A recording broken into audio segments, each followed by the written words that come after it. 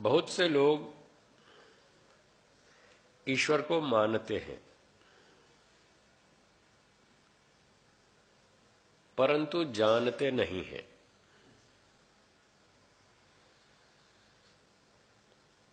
कुछ लोग जानते हैं, वो मानते नहीं हैं। आप सोचेंगे ऐसा कैसे? मानते हैं और जानते नहीं हैं, और कुछ लोग जानते हैं फिर मानते नहीं हैं।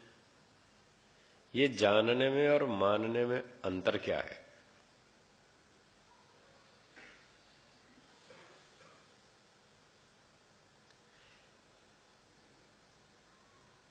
कुछ लोग ईश्वर को मानते हैं। अगर उनसे पूछा जाए कि क्या आप भगवान की सत्ता स्वीकार करते हैं, तो वो कहेंगे हां, हम भगवान की सत्ता को स्वीकार करते हैं, हम ईश्वर की सत्ता को मानते हैं। ये तो हुआ मानना, सत्ता को मानते हैं। फिर आप उनसे पूछें, अच्छा बताइए, जब आप भगवान को मानते हैं, ईश्वर को मानते हैं, तो वो कैसा है, कहाँ रहता है, क्या काम करता है, कुछ इस बारे में बताइए। तो इस बारे में वो नहीं बता पाएंगे। भगवान कैसा है, कहाँ रहता है, क्या करता है, हमारा उससे क्या लेना देना है, क्या संबंध है, इस बारे में नहीं बता पाएंगे। तो इसका अर्थ हुआ कि वो जानते नहीं हैं। हाँ जी, मैं धारावाही प्रवचन नहीं देता, मैं तो बातचीत करता हूं। तो मैं बातचीत ही करूंगा और आपसे पूछता जाऊंगा, आपको समझ में आ रहा है या नहीं आ रहा? आ रहा है समझ में? जानते हैं और मानते हैं, दोनों में मैंने थोड़ा सा अंतर बताया। जो लोग कहते हैं हम ईश्वर को मानते हैं, उसकी सत्ता को स्वीकार करते हैं, जो सत्ता को स्वीकार करते हैं वो मानते हैं, ये तो ठीक हो गया। पर वो ये नहीं बता सकते कि भगवान एक है, दो हैं, चार हैं, 10 हैं, 20 हैं, भगवान कहाँ रहते हैं, क्या करते हैं, क्या हमारा उनसे संबंध है, क्या लेना देना है, इस बारे में वो कुछ नहीं बता सकते। तो इसका अर्थ है कि वो जानते नहीं है। तो पहली बात समझ में आई, मानते तो हैं पर जानते नहीं है। इतनी बात समझ में आ गई? हाँ या ना? हाँ, मेरे साथ बोलते रहिएगा, नहीं तो नींद आएगी। और मैं हूं अध्यापक, मैं सोने नहीं देता विद्यार्थियों को, उनको जगाता रहता हूं और बात पूछता रहता हूं, सोने नहीं देता। तो ये थी पहली बात, जो लोग भगवान को मानते हैं पर जानते नहीं। अब दूसरे लोग ऐसे हैं जो भगवान को जानते तो हैं पर मानते नहीं। उनसे आप पूछें कि भगवान कितने हैं, 1, 2, 5, 10, 20, तो जवाब देंगे भगवान एक है। फिर आप पूछेंगे अच्छा वो एक भगवान कहाँ रहता है, तो कहेंगे सब जगह रहता है। फिर आप पूछेंगे अच्छा वो एक भगवान जो सब जगह रहता है, उसकी कोई फोटो, शक्ल, आकृति, कोई मूर्ति कुछ है या नहीं, तो कहेंगे ऐसे कैसे हो सकती है। जो वस्तु सब जगह रहती हो उसकी शक्ल कैसे हो सकती है? या आप में से कोई जानता हो तो बताए, कोई वस्तु ऐसी बताइए जो एक ही वस्तु हो, सब जगह रहती हो और उसकी शक्ल भी हो। कोई है ऐसी वस्तु? नहीं है। आपने भी कहा नहीं है, वो भी कहते नहीं है।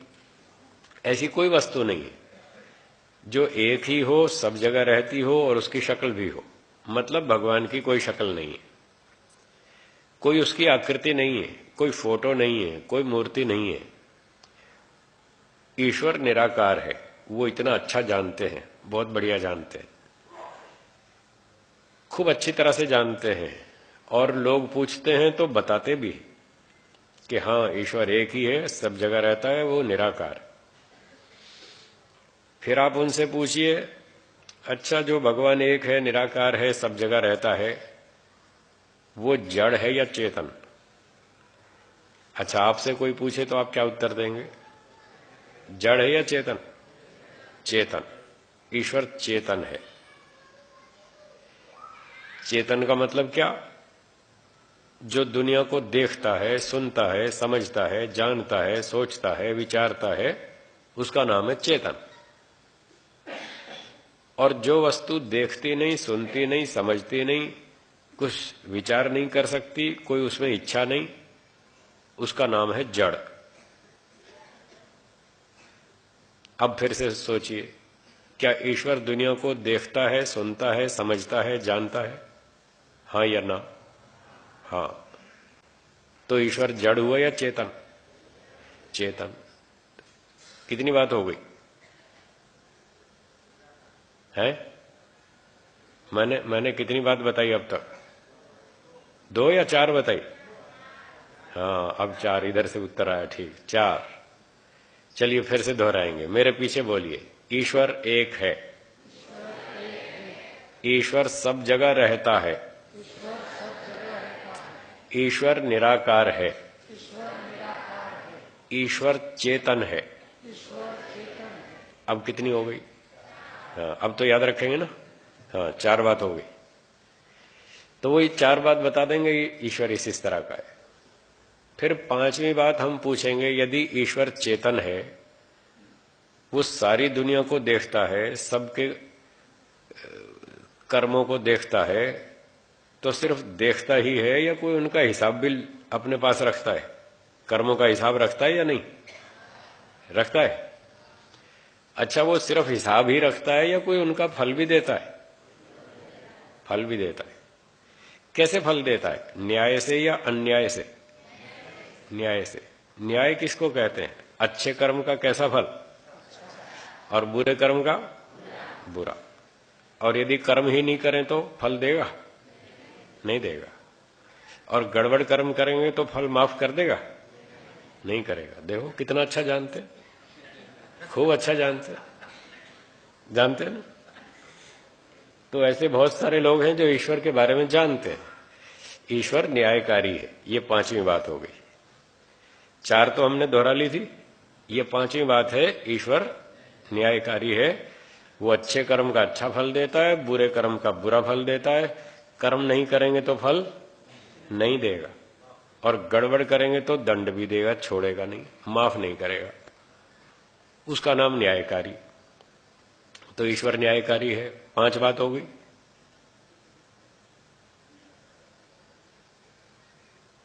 यदि ईश्वर न्यायकारी है, यदि ईश्वर चेतन है, यदि ईश्वर सब जगह रहता है, सबको देखता है, सबके कर्मों का हिसाब रखता है, ठीक न्याय से फल देता है, तो क्या हमें गड़बड़ करनी चाहिए? हाँ या ना? नहीं करनी चाहिए। क्या गड़बड़ करनी छोड़ दी? हाँ या ना? ना। इसका मतलब हम भगवान को नहीं मानते। इसका मतलब यही तो हुआ ना। जानते तो हैं, आपने ठीक उत्तर दिए। बहुत सारे लोग जानते हैं ईश्वर एक है, सब जगह रहता है, न्यायकारी है, कर्मों का फल देता है, माफ नहीं करेगा। जानते तो हैं, फिर मानते कहां हैं? अगर मानते होते तो गड़बड़ नहीं करते। यही मानने की कसौटी है। जैसा हम जानते हैं, जैसा किसी वस्तु के बारे में हम जानते हैं, यदि उसके अनुसार ही आचरण करते हैं, तब तो ये कह सकते हैं कि हम उसको मानते हैं। यदि जानते कुछ और हैं और करते कुछ और है, तो इसका अर्थ है कि हम उसको नहीं मानते।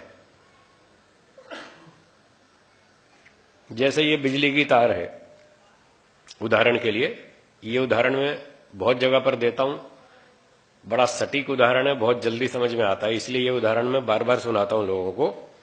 ये जो बिजली की तार है, इसमें 220 वोल्ट का करंट है। अगर इसको छू देंगे तो क्या होगा? आप जानते हैं? जानते हैं क्या होगा? करंट लगेगा, हानि होगी, मारे जाएंगे। जानते हैं। तो क्या आप इसको छुएंगे? नहीं। एक बार प्रयोग करके तो देखो, एक बार भी नहीं। इसका मतलब आप मानते हैं, जैसा जानते हैं वैसा ही करते हैं। इसको बोलते हैं कि हां आप मानते हैं कि इसमें करंट है, ये मार डालेगा। इसको कहते हैं मानना। तो ये तो आपको समझ में आ गया कि बिजली की तार छुएंगे तो नुकसान हो जाएगा, ये तो आपको समझ में आ गया और आप मानते हैं। कितना अच्छा समझ में आया? 100% या 80%? 100%। 100% समझ में आ गया कि बिजली की तार छुएंगे तो करंट लगेगा, नुकसान होगा। पर क्या इतना अच्छा 100%, 100%, क्या ये बात समझ में आई कि हम गलती करेंगे तो ईश्वर दंड देगा? हाँ या ना? ना, ये समझ में नहीं आया। ये इतना अच्छा समझ में नहीं आया कि हम गलती करेंगे तो ईश्वर दंड देगा। बस इसी का नाम है कि हम जानते तो हैं पर मानते नहीं हैं। ऐसे बहुत सारे लोग हैं दुनिया में। अच्छे अच्छे पढ़े पढ़े लिखे लोग भी ऐसे हैं, वो सिर्फ शब्दों को जानते हैं, शब्दों को पढ़ते हैं। अपने श्री शर्मा जी ने आपको बहुत अच्छी बात बताई। इनकी बात पता नहीं लोग समझ पाए या नहीं समझ पाए, इन्होंने बहुत गहरी बात कही शुरू शुरू में कि जो बढ़िया गरम अच्छा मलाई वाला दूध है, अगर गंदे बर्तन में डालेंगे तो क्या वो पीने लायक रहेगा? नहीं रहेगा ना। इन्होंने बात दृष्टांत मोटा सा दिया, लेकिन बात बहुत अच्छी थी और गहरी बात थी। वो यही कहना चाहते थे कि ये 4 वेद बहुत बढ़िया दूध है, बहुत बढ़िया गर्म किया हुआ मलाई वाला, स्वास्थ्यवर्धक, बुद्धिवर्धक, बहुत बढ़िया दूध है।